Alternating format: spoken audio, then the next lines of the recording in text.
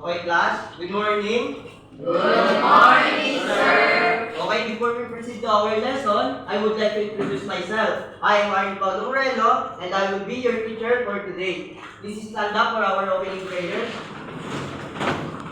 In the name of the Father, the Son, the Holy Spirit. Amen. Okay, bago kayo umupo, ay nais ko muna tingnan ang inyong silid ng inyong bangko at simutin kung kayo ay may nakikitang basura. Kapag wala na, yung umupo na. Okay, good morning again, grade 1. Good morning, sir. Okay, tingnan nyo nga ang inyong kalapit kung may lumiba pa sa ating klase. Meron ba? Wala po. Okay, wala. Mahusay. Ako'y nagagalakan ng lahat ay nandito at nais matuto. Okay? Para sa ating, bago tayo dumako sa ating aralin, ay meron muna ako dito classroom rules or alituntunin natin sa silid, aralan. Maaari bang makikibasa? Be on time. Be kind to classmates. Listen carefully. Work quietly. Respect each other. Okay, yan ang aking mga classroom rules dito sa aking silid, aralan. At ang lahat ay nais ko na inyong gawin at isabuhay. Naunawa ba yun, grade 1? Okay, bago tayo dumako sa ating talakayan ngayong araw, ay meron muna akong ipapakita sa inyong mga picture. Ang mga picture na ito ay i-identify nyo lang kung ano ba ito. Naunawaan ba yun, grade 1? Okay, hindi kalakihan nito ha? Okay, ano nakikita nyo dito? Mouth. Mahusay. Ito kaya? Oh. Magaling. Magaling ng grade 1 ko.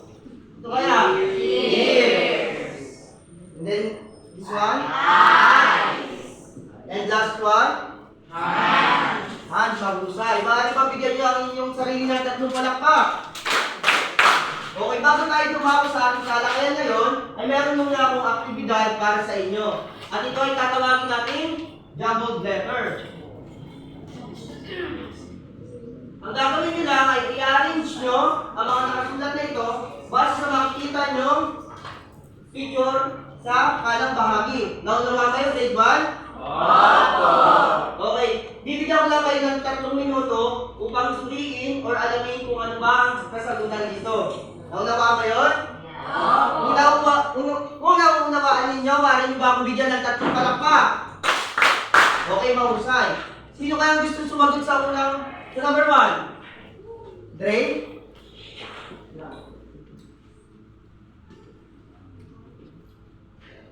Maaari mo bang isigat doon?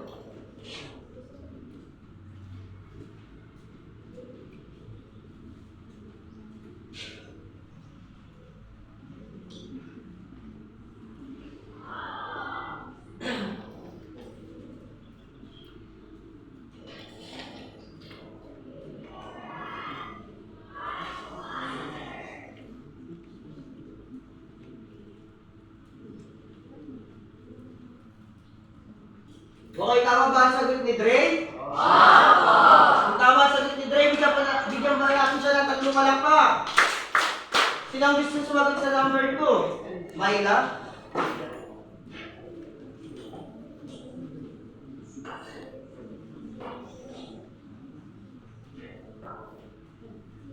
Ano ang iyong naging salita, Myla?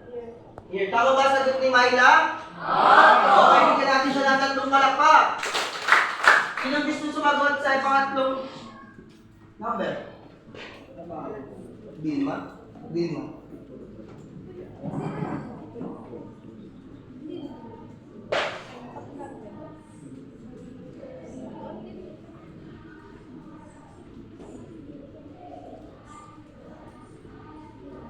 Tama ba ang sagot ni Vilma? Bigyan natin ng 3 palakpak si Vilma. Sino ba ang gusto sumagot? Dambi?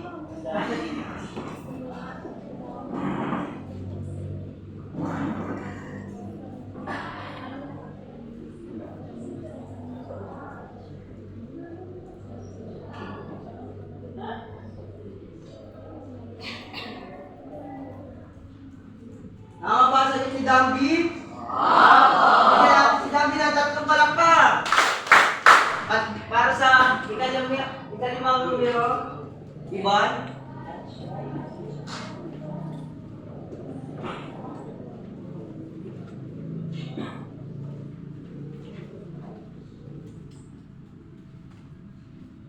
Tama ba ang sagot ni Ivan? Okay, bigyan nyo ang inyong mga sarili ng tatlong palakpak. Okay, bago tayo dumako sa ating talakayan ngayon, ay nais ko munang itanong, ano kaya napansin nyo sa ating ginawang aktibidad ngayong araw?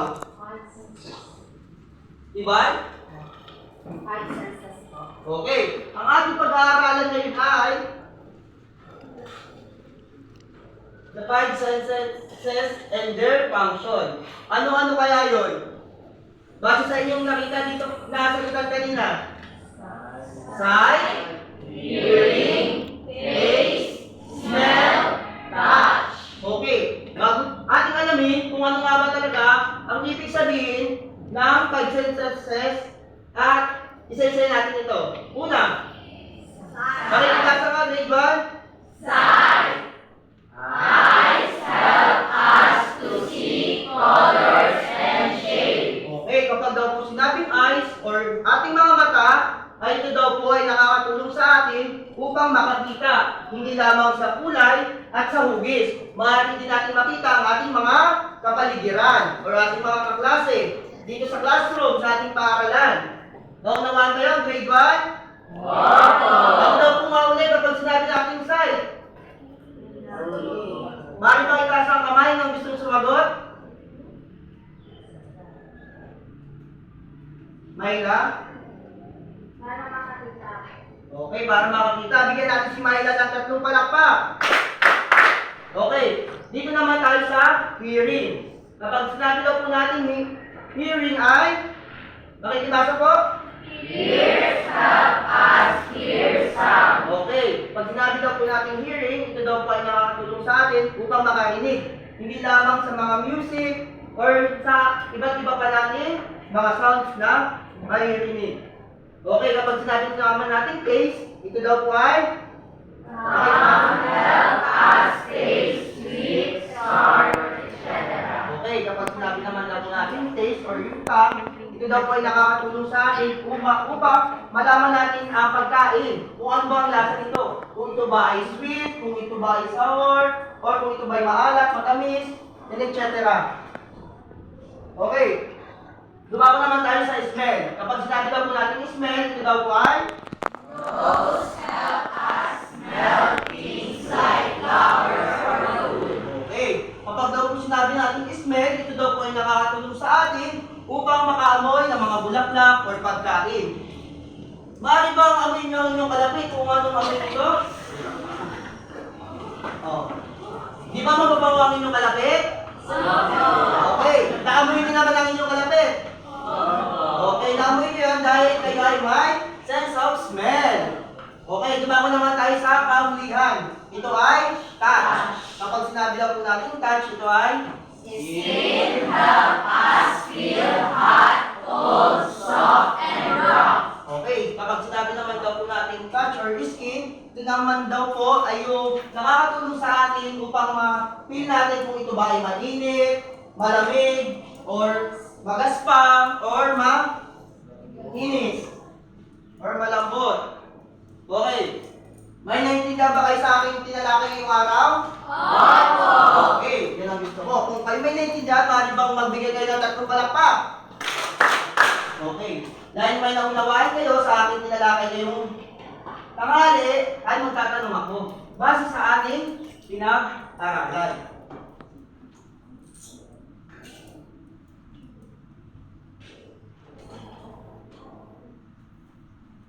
Ano nga po ang limang five senses? Sight, hearing, taste, smell, touch. Okay, magagaling. Bigyan niyo ang inyong sarili ng tatlong palakpak. Kapag sinabi daw po natin sight, ano daw po kaya ang ibig sabihin nito? At ano ang function nito sa ating katawan? Diba? I help us to see not just all the colors but also our surroundings. Okay, very good, di ba? Maaari ba natin bigyan si Iba ng tatlong palakpak? At ngayon naman, ano naman daw po kaya kapag sinabi natin smell? function nito sa ating katawan? Eliza? Para po makahoy ng mababango at ng mga pagkain. Okay, very good. Bigyan natin sa Eliza ng tatlong palakpak. Okay, ang katanungan ko pa na panghuli ay ano kaya ang naitulong sa atin ng photosynthesis? Or ano ba ang function talaga niya sa ating katawan? Sino kaya ang gusto sumagot? JC? Okay, JC? Ano po, ito lang po sa taste po. Malalasahan po natin kung ito po ay may, halimbawa, may panis na doon sa pagkain. Tapos doon naman po sa amin kung may amoy na maasim na po yung pagkain. Tapos doon naman po sa touch naman po, parang medyo malangis-langis na po yung pagkain. Doon sa side naman po, kapag medyo malangis-langis na po yung pagkain. Okay, very good. Bigyan natin si JC ng tatlong palakpak. Ako'y nagagalak at ang lahat sa inyo ay naunawaan ng ating tinalakay ngayon. At bago matapos ang ating talakayan, ay meron muna akong aktibidad sa inyo.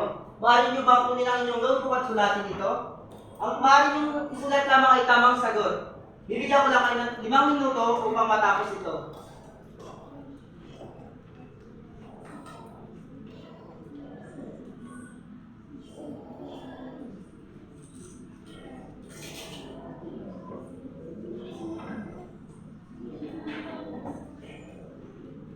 Tapos na ba, grade 1? Yes po! Sino gusto sumagot sa number 1? Eliza?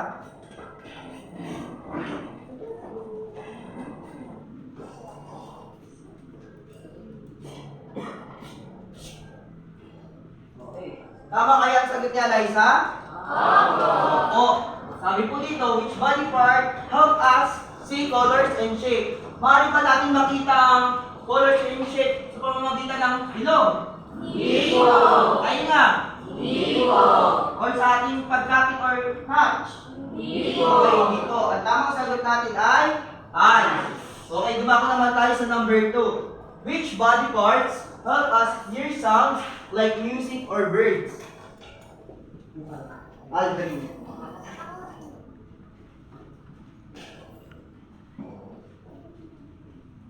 Ano sagot mo, Aldrin?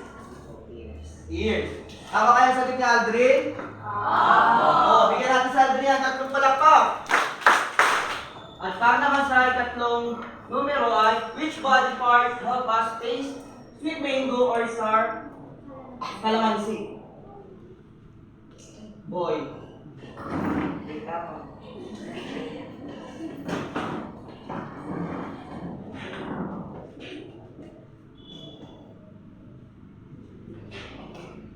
Okay, tama kaya ang sagot ni Boy?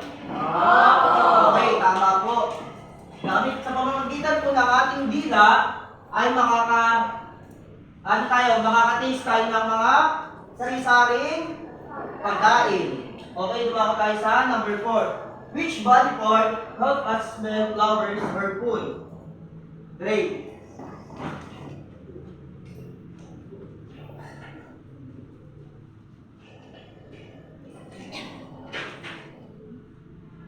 Okay. Tama kaya ang sagot ni Dre? Okay, no. Bigyan natin si Dre ang tatlong palakpak. At para sa panguling number ay which body part help us touch and feel soft or rough things? Alin?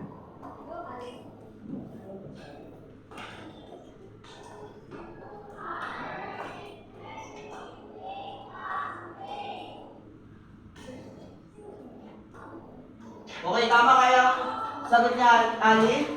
Oh, skin. Bigyan natin sa Alin ang tatlong palakpak. Okay, naunawaan niyo na ba talaga kung ano ang pinag-aaralan natin ngayong araw? Oo. At dahil dyan, para sa huli nating gawain, ay gugrupo ko kayo sa 5 grupo. At bibigyan ko kayo ng isang bond paper na naglalaman or may nakasulat na mga isang salita. Base sa atin ito ang pinag-aralan. This is the group 1, group 2, 3, 4, and 5. Gamitan nyo lang muna yung bibigay kong bond paper at sasabihin ko mamaya kung ano ang ating sasagutan.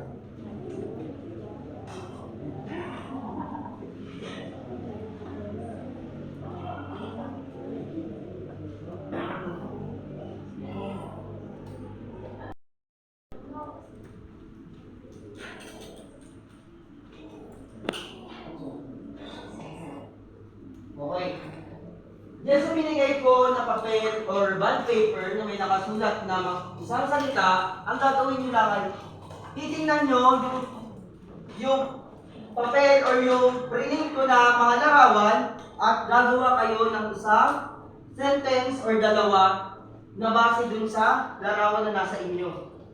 Kahit anong sentence na ginagamit yung mga larawan na nasa inyo. Naunawaan ba? Kung naunawaan nyo, bigyan nyo ako ng 3 palakpak. Okay, bibigyan ko lang kayo ng 3 minuto upang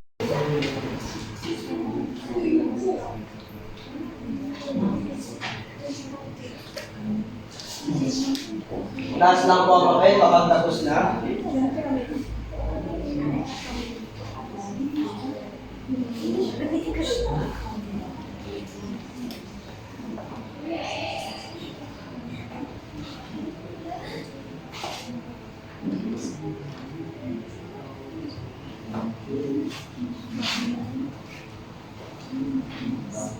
Tapos na po? Sino po kayo tapos na?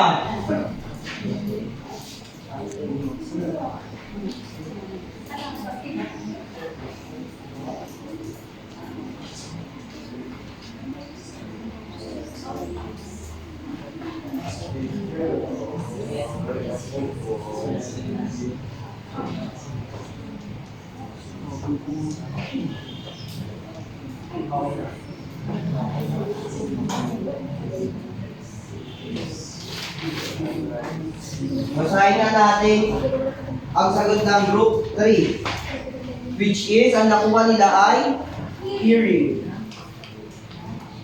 Base sa kanila is, John can hear the sounds of the truck because of her ears. Tama kaya daw po yun? Okay, tama. The ears can hear any sounds around them without seeing it, nor taste, touch, and smell. Very good, group 3. Bigyan muna natin ng 3 palakpak group 3. Hindi po tapos pa. Okay. Okay, ang napunta po sa group 1 ay taste. Ang naisulat nila is, it helps us identify the taste of the food, whether it is sour or sweet, and etc. Bigyan natin ng 3 palakpak ang group 1. Okay. Para naman sa group 2, ang nakuha nila is smell. It helps us smell tasty food and the fragrant smell of flowers. Very good, group 2. Bigyan natin sila 3 palakpak. At ang panghuli ay, ano pa pala, 2. Ang group 4 naman, ang nakuha nila ay sight. It gets the messages from outside the body and help us to see things in our surroundings. Eyes help us to see handsome boys. Grabe naman ang aking mga grade 1. Alam na kung sino ang mga pogi at magaganda. Maaari bang bigyan natin ng palakpak ang grupo? Okay, para naman sa ating panghuli na grupo, ang nakuha nila ay ang panghuling touch. Hand can touch things like papers and pens and help us to know what we are touching. Very good, grade 5. Maaari ba natin palakpakan ang inyong mga sarili? Kung may naunawa kayo sa ating tinalakay ngayong araw, maaari bang bigyan niyo ako ng isang bagsak? Okay, very good. At ngayon naman para sa inyong assignment, ay magbibideo lang kayo sa inyong bahay na ginagawa ang 5 sentences. Kasama ang pamilya. Naunawaan kayo, grade 1? Goodbye.